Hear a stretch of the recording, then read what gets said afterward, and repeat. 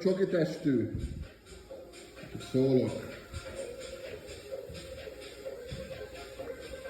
Csak szólok testvérem, hogy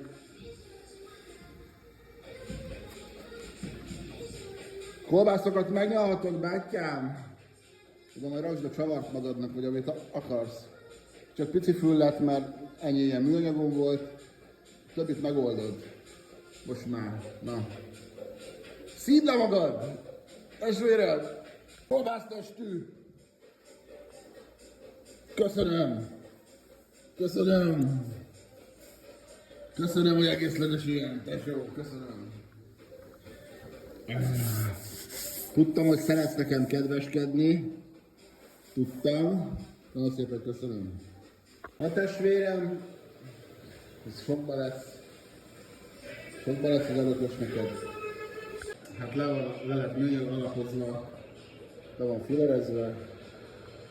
Megszámolod. Azt durrantom le. Köszönöm ezt a szép ajándékot.